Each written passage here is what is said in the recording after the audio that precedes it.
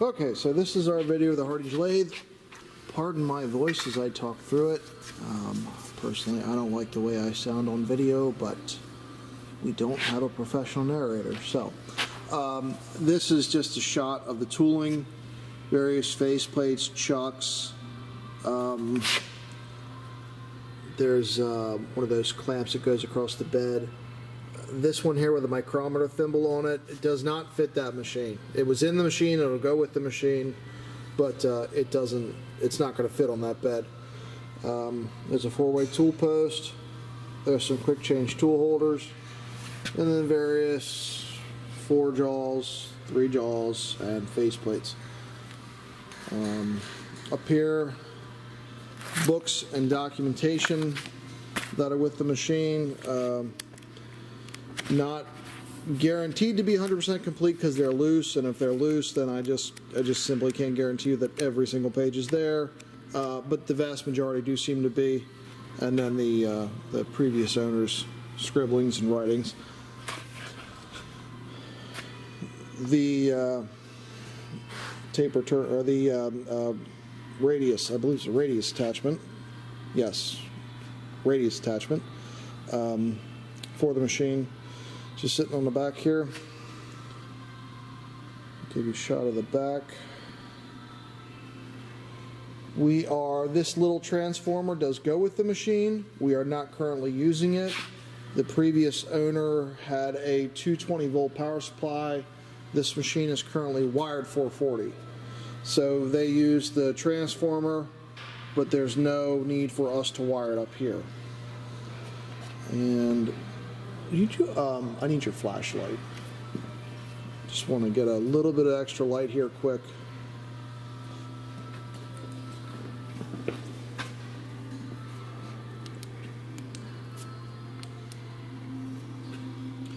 There we go. And just trying, hopefully that should come through clear enough so you can see the full serial number there.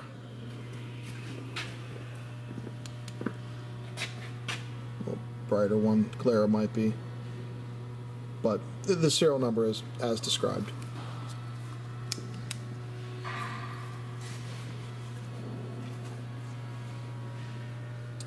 Work light is on, rear guard. We have some indicators set up there for you.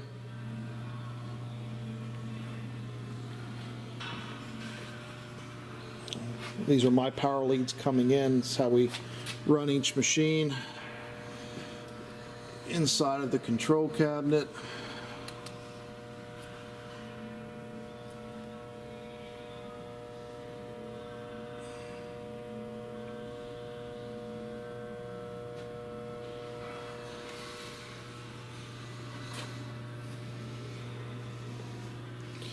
is the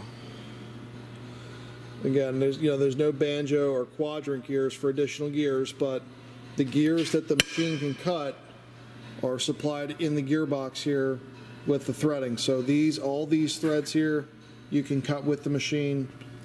Additional threads would require the N quadrant gear and the quadrant gear banjo for the additional threads.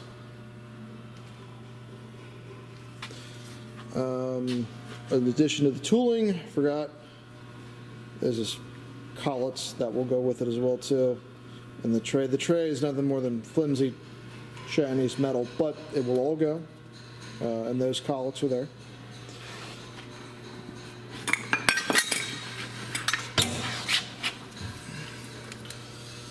Here we have, the light may not be so great, but the basic variable speed drive, the adjustments, everything. We've run it several times. Nothing really noteworthy to mention here. It's all sound, functional. It's a used machine, so obviously it's not perfect, it's not brand new, but it didn't require any kind of major maintenance or anything like that. The belt looks odd on the outside, at least I thought it looked odd for a minute. It looked worn, but again, sorry about the light. But the belt is in good condition. It just has a weird coating on the outside there just makes it look a little different.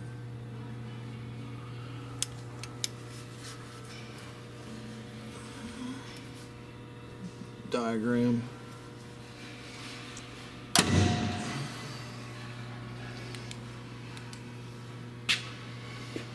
Okay, there's your collet lever, speed, work light.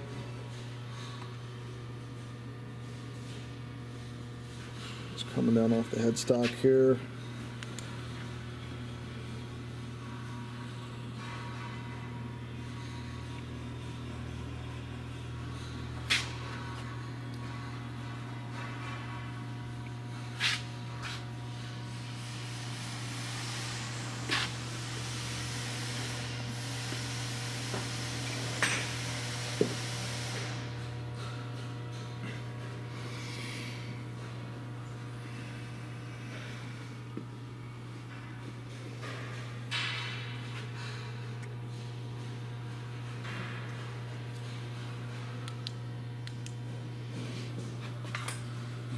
Brake doesn't work. The foot you're missing. Well, that's right.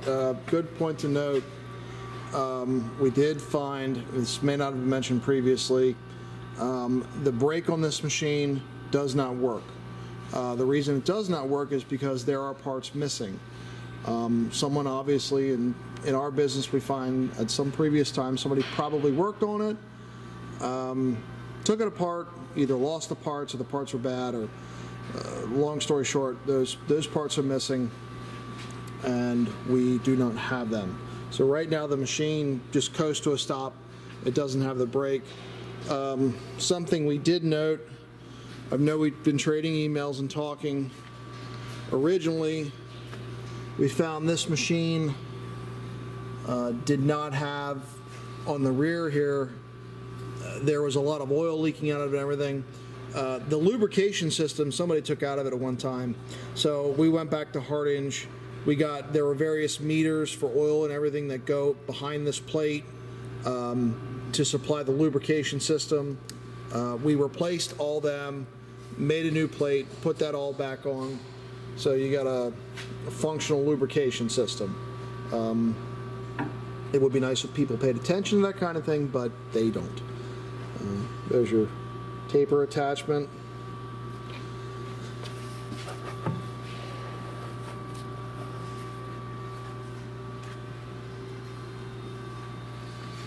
So we have, I'll try to get the best angles I can here.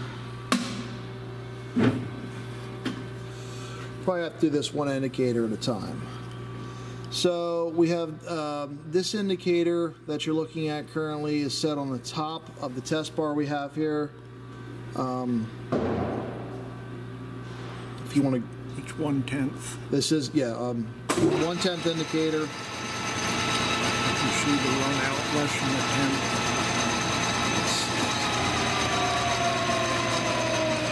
There's a little bit of a shadow there. It might be hard to tell, but the run out as it's spinning is less than a tenth. Now we're going to come back.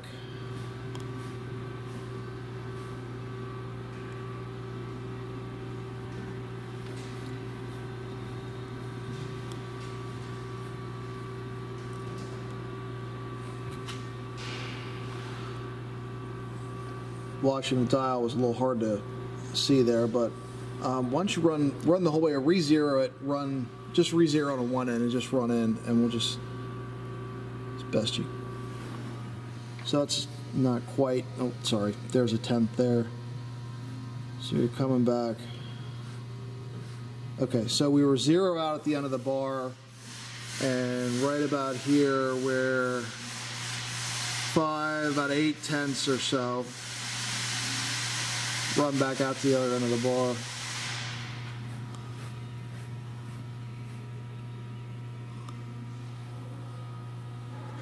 And there we're back to pretty close to 0. So longitudinally on the top, you're a thousandths, plus minus a little bit.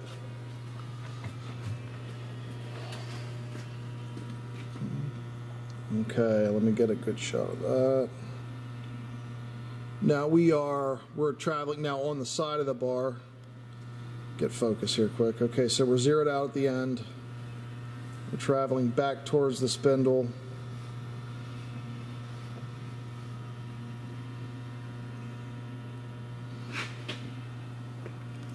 Oops, sorry. Pretty much still at zero. There's a tenth or something in the center. So it's about a tenth in the center.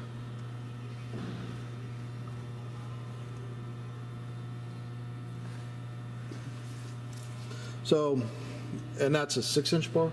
Yeah. Your basic 6-inch test bar there.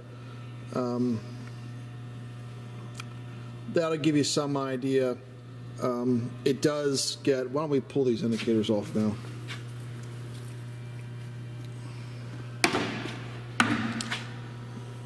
As we, then as it will be hard to see, but as we're cranking back here, there's where we're starting to get tighter. And I'm going the whole way back till it hits the tailstock, but it's noticeably snugger, more snug, I should say. So that's where we're looking at the bed wear, on the V-way in the side. And then you come out here, it's very smooth, no drag at all, somewhat loose. So, the tailstock right now is approximately how? 3 thousandths. The tail high or? I think we're high to the back. Okay. 0 and 3, so it's 1.5 off center. The tailstock's about 1.5 off center. 3 thousandths total. It's per side. We can fix that, and I can shim out the bottom because there is. It just rides on it clamps on 2 blocks. You can put shim behind them, so I could get that much closer to center before it left here. And okay, that's good. There's the quick acting cross slide there, moving.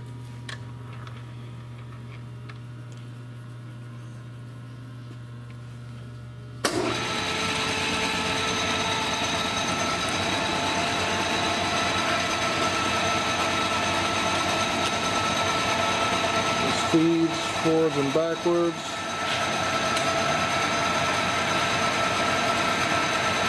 Cross slide.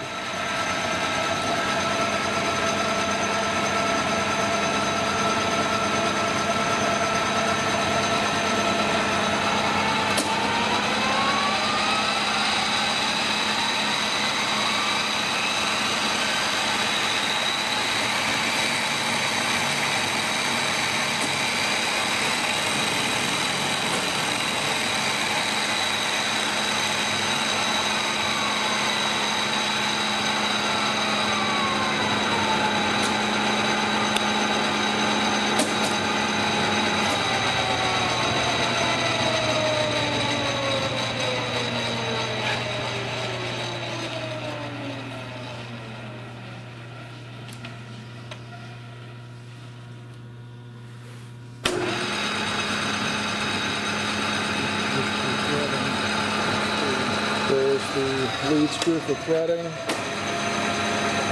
Go ahead and engage that. Okay.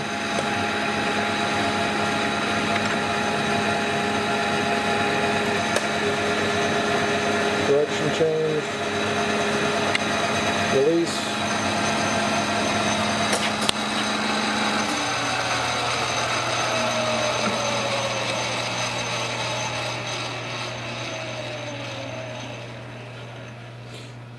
By chance is the threading, oh yeah, it was engaged. Yeah. Disengage the threading and let's hear it without.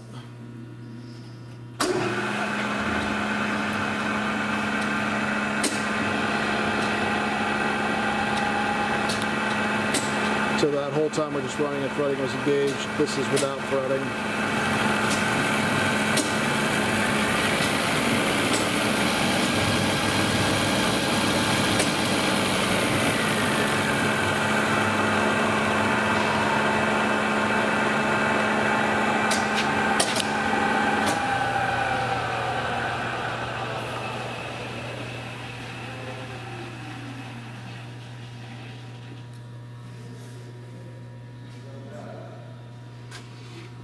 And again, as I said, this is all paint wear right here. Many people put their elbows up there. That's really all that is, and their hands back here. You know, as for any serious structural problems, cracks or anything like that, no, we've not seen anything.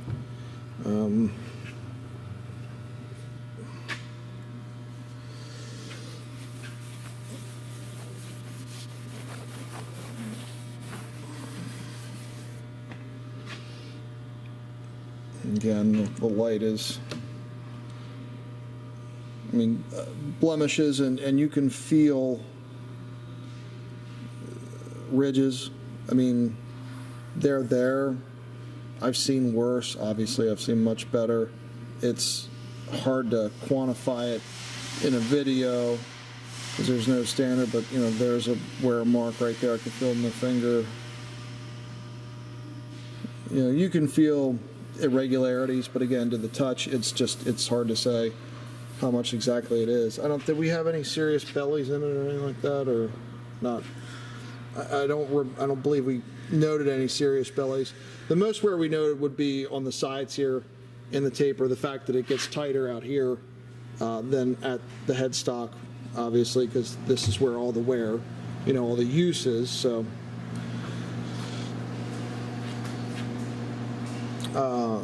let's see here. Quill going in and out, removing the bar there, collet works.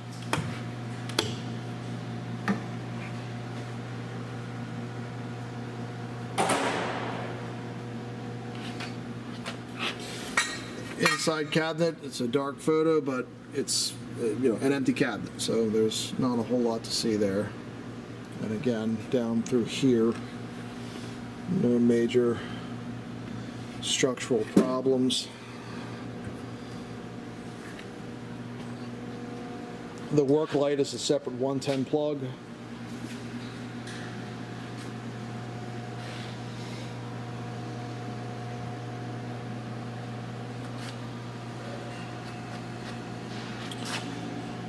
So there's the basic video of it. We can certainly start here, and then from here, whatever questions you have, please just ask. Thank you.